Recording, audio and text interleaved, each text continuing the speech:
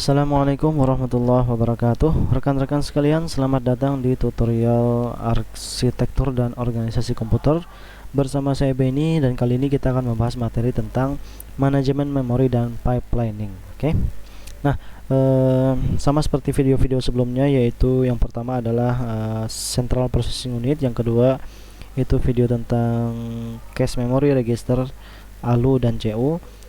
Maka tutorial ini juga difungsikan untuk kuliah tambahan mahasiswa-mahasiswa saya yang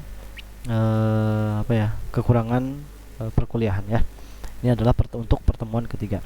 Baik, di dalam tutorial ini ada 3 soal yang akan saya sampaikan dan harus dijawab oleh para mahasiswa. Saya sampaikan dalam bentuk ini ya. Saya akan bacakan aja secara audio. Teman-teman kerjakan, tulis tangan, dan kumpulkan di classroom yang sudah saya kasih tahu. Oke, langsung saja kita masuk kepada pengertian manajemen memori. Nah, jadi memori merupakan bagian yang penting bagi sebuah komputer ya. Memory is the important part of computer that is used to store data. Memori adalah bagian yang sangat penting bagi komputer untuk menyimpan data. Nah, sehingga data-data yang tersimpan itu, nah teman-teman, data itu harus dimanajemen, harus dikelola. Supaya apa? Supaya satu, tidak terjadi tabrakan data. Dua, mempercepat performa dari komputer gitu ya. Contoh nih, contoh di dunia nyata kita menyimpan barang misalnya di gudang. Kalau barang itu, jangan barang deh, susah dibayangkan. Parkir mobil aja ya. Contoh kita memarkir mobil, manusia memarkir mobil di mall misalnya, di mall.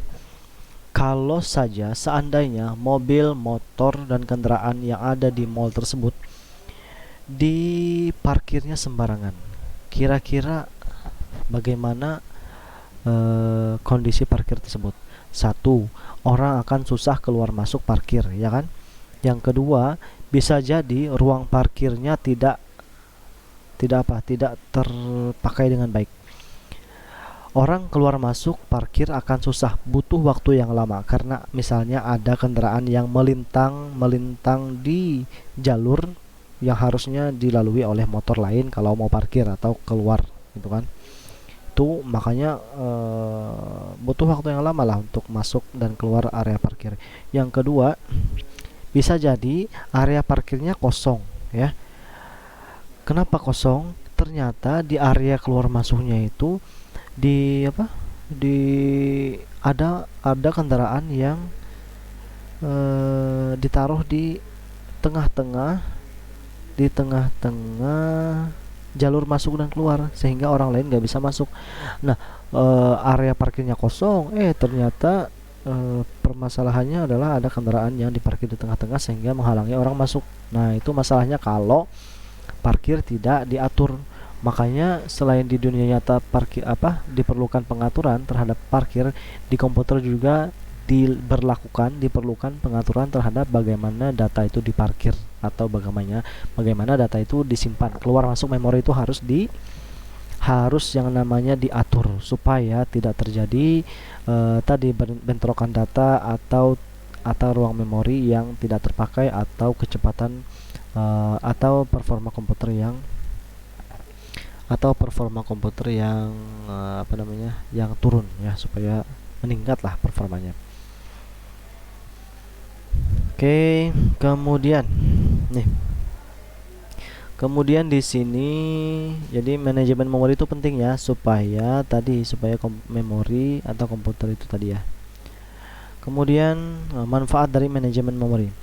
Memory manager is used to keep track of status memory location. Nah, supaya apa? Supaya RAM atau memori kayak hard disk juga, supaya diketahui mana ruang memori yang masih kosong, mana yang sudah terisi, gitu kan? Kalau ada yang memorinya kosong, maka nanti data yang diproses akan disimpan di situ. Tapi kalau ada yang memorinya sudah terisi, maka akan dicari tempat lain, atau kalau sudah penuh ya akan disimpan ke hard disk gitu kan, kalau masih menggunakan RAM, kalau masih memadai, memungkinkan. Nah, kayak gitu fungsi pertamanya, untuk mengetahui status dari lokasi memori apakah sudah terpakai atau penuh. Kemudian fungsi kedua dari manajemen memori adalah permits computer with small amount memory to execute program larger than the size of available memory. Artinya, misalkan nih komputer kita cuma 2 GB, tapi kita menjalankan program yang memerlukan 4 GB memori. Nah, dengan adanya manajemen memori, hal tersebut masih bisa dilakukan. Komputer 2 GB bisa mengerjakan atau menjalankan aplikasi yang memerlukan 4 GB memori. Kenapa bisa begitu ya? Karena adanya manajemen memori. Sistem bisa mengatur memori kita sehingga itu tadi, sehingga bisa menjalankan program yang berat ya. Oke.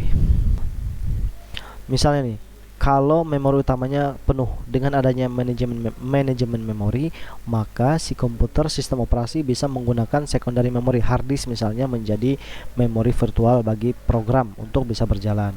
Nah, kayak tadi ya, 2 GB dipakai, ternyata masih ada 2 GB lagi yang diperlukan, maka 2 GB tersebut akan dialokasikan ke virtual memory yang ada pada hard disk. Nah gitu, sehingga bisa digunakanlah aplikasi 4 GB itu.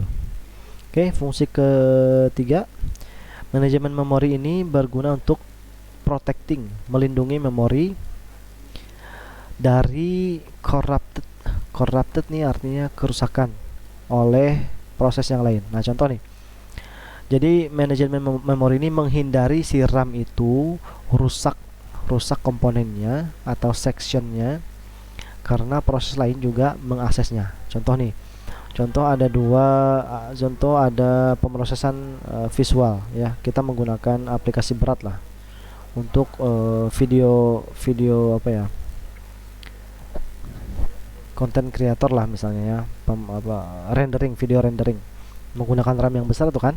Nah, kemudian ada lagi program lain yang menggunakan RAM juga, misalnya kalkulasi, machine learning. Dua program ini berjalan, dua-duanya merupakan program berat. Kalau seandainya tanpa manajemen memori, maka dipastikan RAM itu pasti sudah rusak. Kenapa? Karena akan ada banyak arus listrik yang mengalir ke RAM ya.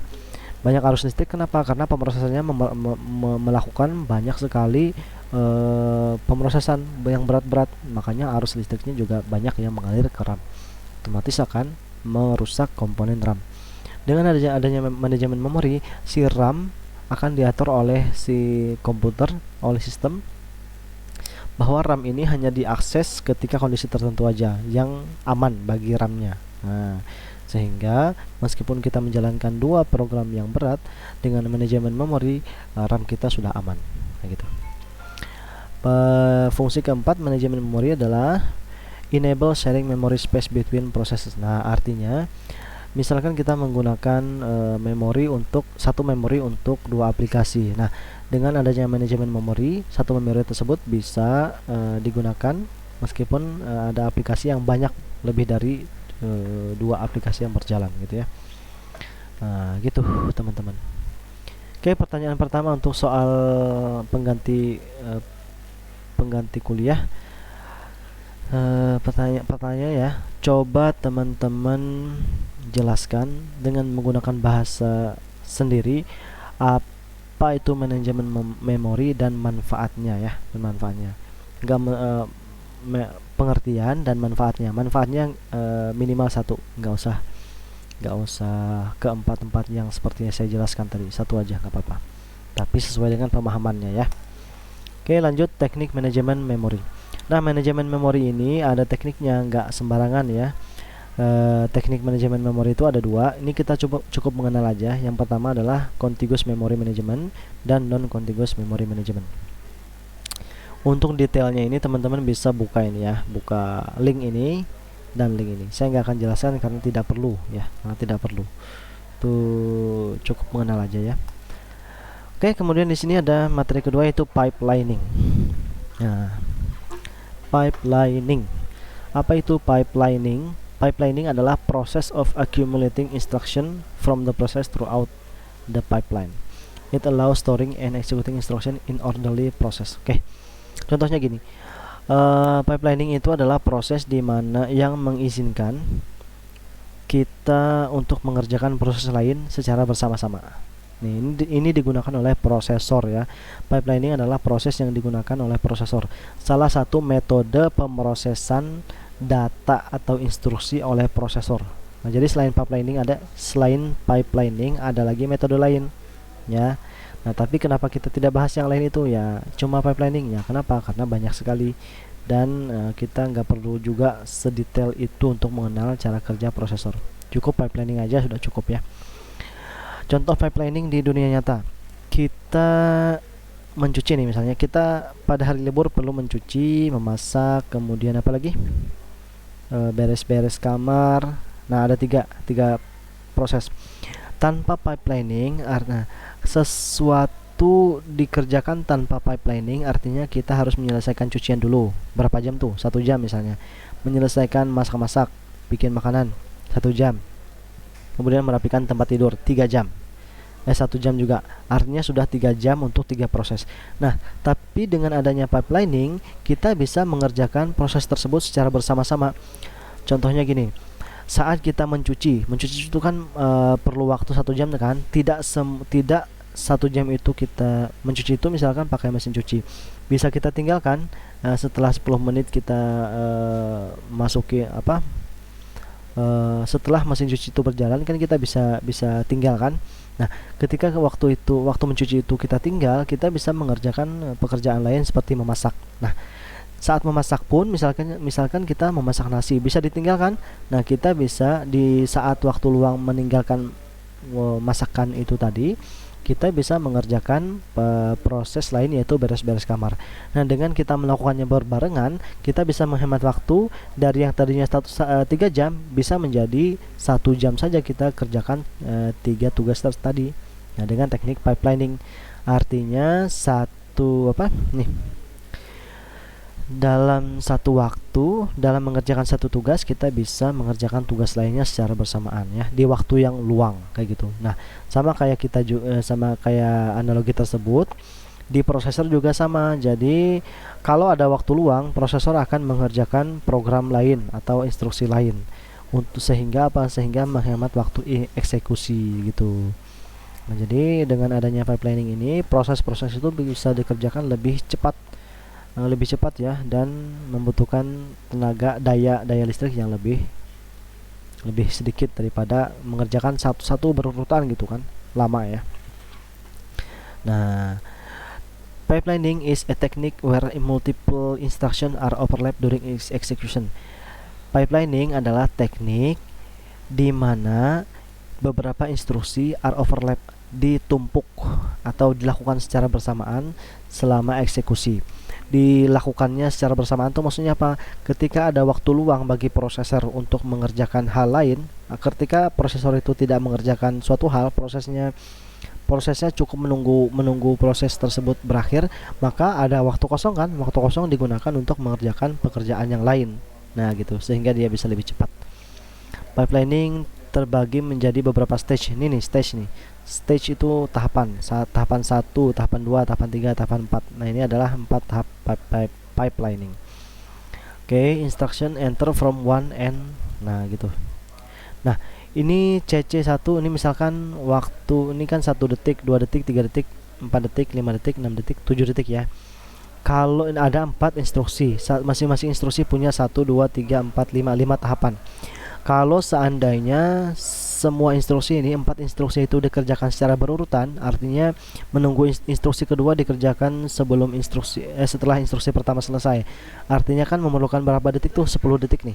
5 detik tambah 5 detik, 10 detik tambah 5 detik, 15 detik tambah 5 detik lagi 15 detik. Untuk mengerjakan 4 instruksi tersebut memerlukan 20 detik. Nah, dengan teknik pipelining, nah itu bisa dihemat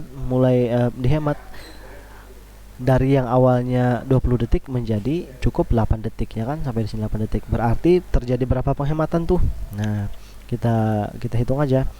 Awalnya 20 detik, kemudian dibagi menjadi 8 detik. Artinya sudah berapa? 2,5 kali lebih cepat menggunakan pipelining daripada menggunakan sequential. Sequential itu artinya berurutan, pemrosesan yang berurutan. Nah, gitu ya, 2,5 kali lebih cepat, 2,5 kali lipat ya, lebih cepat daripada pemrosesan biasa dengan menggunakan pipelining. Oke. Keuntungan pipelining. The cycle time of the process is reduced. Nah, waktu pengerjaannya berkurang, otomatis kan berkurang. Kemudian memperbanyak tugas. Throughput itu tugas yang bisa dikerjakan oleh sistem ya. Tugasnya bisa lebih banyak karena kan waktunya lebih, dalam waktu 20 detik tadi, ini tadi 20 detik cuma 8 detik terpakai, maka sisa 12 detiknya itu bisa digunakan untuk tugas lain, bener kan? Kemudian it makes the system reliable.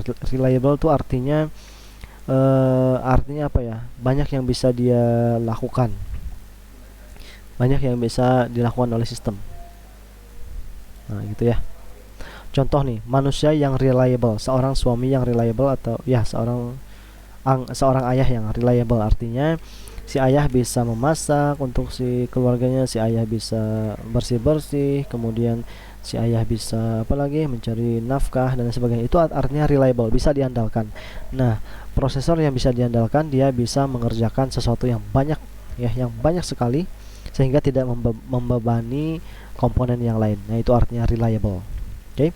Tapi pipelining ini bukan berarti tidak mempunyai kerugian atau kekurangan. Nah, ada juga kekurangannya, yaitu the design of pipeline processor is complex. Nah, artinya untuk melakukan pipelining ini harus ada sirkuit atau rangkaian yang kompleks. Artinya harga prosesor misalnya yang punya pipelining juga meningkat daripada yang biasa aja. Oke. Kemudian instruction latency is more. Ada ini ya, ada delay mengerjakan ini. Meskipun kita mengeksekusi instruksinya secara bersamaan, tapi tetap ada delaynya. Delay sedikit lah. Oke, nah itu kekurangannya. Oke, soal kedua, mungkin teman-teman bisa jelaskan dengan bahasa sendiri. Soal kedua ya, soal kedua untuk yang tadi kan pertama, ini kedua. Jelaskan yang teman-teman pahami tentang pipelining. Nah, itu soal kedua. Pipelining pada prosesor ya, pada prosesor. Berikut keuntungan dan kerugiannya. Keuntungan dan kerugiannya tuh cukup 2 poin aja, minimal 2 poin sudah cukup ya. Lanjut, kita contoh teknik pipelining pada kehidupan sehari-hari. Nah, sebenarnya tadi sudah saya jelaskan contoh pipelining, kita mencuci, memasak, dan beres-beres kamar, itu sudah ya. Tapi ini untuk memantapkan pemahaman teman-teman. Contoh nih, pipelining sehari-hari nih. Proses assembly atau perakitan mobil, misalkan diketahui pada proses perakitan harus melalui beberapa tahap nih. 1. Membuat bodi, lamanya 10 jam, mengecat 10 jam, perakitan mesin 10 jam, test drive 10 jam. Artinya kalau ini dijalankan satu-satu dari awal sampai akhir, satu-satu secara berurutan kan, perlu 40 jam ya kan, 40 jam dari awal sampai selesai semua prosesnya. Nah, tapi kalau dia menggunakan pipelining, maka kita bisa menghemat waktu, ya. Dengan ketika unit A selesai dengan proses 1, mobil A akan berpisah ke proses 2. Nah, tanpa menunggu hingga proses keempat, langsung menyambung di belakangnya unit B. Artinya setelah misalnya ada beberapa unit kita pengen bikin kan, 5 unit mobil, 2 unit lah. Mobil A ini pembuatan bodi, ya kan? Pembuatan bodi selesai, maka unit B lagi, maka unit A ini masuk ke pengecatan kan. Nah, di unit B pengecatan pembuatan bodi, unit B ini bisa masuk pembuatan bodi, sedangkan unit A tadi sudah di sini. Ketika pengecatan sudah selesai untuk unit A bisa langsung ke perakitan engine, maka yang unit B ini juga selesai kan dalam 1 jam, 10 jam, masuklah si unit B ke pengecatan ini. Nah, pengecatan. Kemudian unit A perakitan engine sudah selesai, masuk ke test drive, yang unit B masuk ke perakitan, dan seterusnya sehingga terjadi penghematan waktu, mungkin bisa 10 jam penghematannya per mobil gitu katanya kalau dari contoh ini. Atau kalau dari contoh awal juga sama ya, cuma butuh waktu 1 jam gitu kan untuk masak, cuci, dan beres-beres kamar. Selanjutnya, nah kalau pada komputer nih ya, pada komputer misalkan di sini instruksi baru akan dijemput. IF itu instruction fetch, sudah dibahas di video sebelumnya. Fetching, instruction fetching mengambil data. DE itu decode, IF itu information fetch lagi, DE itu decode, X itu artinya export atau execute ya, execute. EX itu execute atau menjalankan instruksi. Oke, tanpa adanya pipelining, nah tiga instruksi ini tiga add itu kan penjumlahan nih, add AX, jumlahkan variabel AX dengan AX, ya kan? Ini perlu 5 detik. Kalau tanpa pipelining maka di sini perlu 15 detik, ya kan? Nah, tapi dengan adanya pipelining cuma butuh 7 detik. Nah, gitu teman-teman. Setelah if selesai, maka yang instruksi keduanya bisa mulai dari ini lagi. Nah, gitu. Saya yakin teman-teman paham lah ininya. Oke. Nah, pertanyaan ketiga, coba teman-teman soal ketiga ya. Coba teman-teman bikin contoh pipelining di kehidupan sehari teman-teman. Untuk temanya bebas atau kegiatannya bebas, yang mana menceritakan teknik pipelining teman-teman untuk mengerjakan tiga ini aja deh, tiga tugas rumah misalnya, masak, cuci, beres-beres kamar gitu ya contohnya, atau tugas yang lain. Mengerjakannya sesuai pengalaman teman-teman mana yang pernah menggunakan pipelining gitu kan. Oh ya, mana yang pernah menggunakan pipelining, berapa waktu yang diperlukan, dan mana yang tidak menggunakan pipelining. Kalau tidak menggunakan pipelining berapa, kalau menggunakan pipelining berapa waktu yang diperlukan. Oke, saya kira gitu aja untuk tutorial kali ini. Mudah-mudahan ini bermanfaat. Jadi yang saya sampaikan adalah dasar-dasarnya saja, karena memang segitu aja yang kita perlukan untuk mata kuliah ini. Sisanya semoga kedepannya makin sukses. Salah hilap mohon maaf. Kerjakan tugasnya dengan baik. Semoga UASnya baik juga. Wassalamualaikum warahmatullahi wabarakatuh.